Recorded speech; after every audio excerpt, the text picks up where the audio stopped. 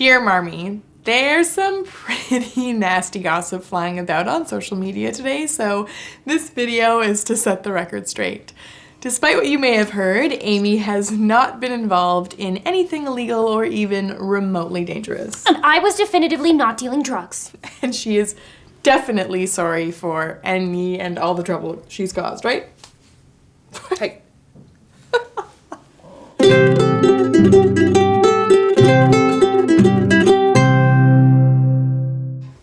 If you saw my last video, which I kept intact for accountability's sake, Amy borrowed some money for limes from me. She insisted there was a harmless fad at her school. Unfortunately, she wasn't telling the whole story.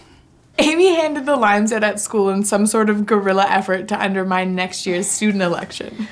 Paul Lemon is running unopposed for president. The people need to know that there must be options in order to function as a democracy.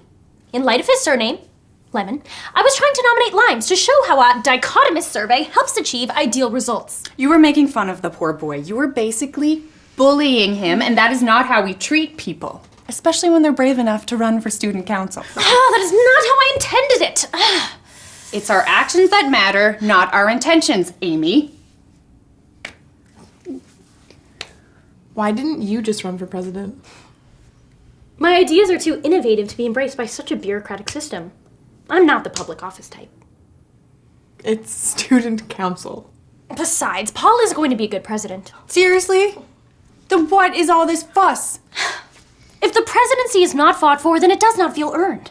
How can we hope to close the divides in our social structure and unite the school if our candidate pool does not feel like a true representation of the people? We would have mass apathy. Amy, being Amy, meant that the limes spread like wildfire between students. The administration caught wind of this and got involved. Mr. Davis conducted a search of my locker in front of the entire school. It was presumptuously humiliating, and it completely shrouded my original message for social change. They found nothing questionable, thank God, but Amy still got suspended for being disruptive. One day, in-school suspension for posing a statement that I believe in. What is the big deal? An in-school suspension is still a suspension. My friends and fans will be pleased to hear that I intend to use my wrongful imprisonment to work on my manifesto. Like so many revolutionaries before me. Don't joke about this. This is serious, and I think you're missing the point. You disrespected one of your peers, you caused a disruption, and you lied to me. I was trying to lead my classmates to democratic enlightenment. Their ideas on student council need to mature. Well, this sounds pretty immature to me. So is this intervention of yours? This is not an intervention. It isn't? It isn't? No, this is a discussion on the consequences of your childish actions, Amy. Say it. Come on. It's important. It is embarrassing. Darn right it is. Now.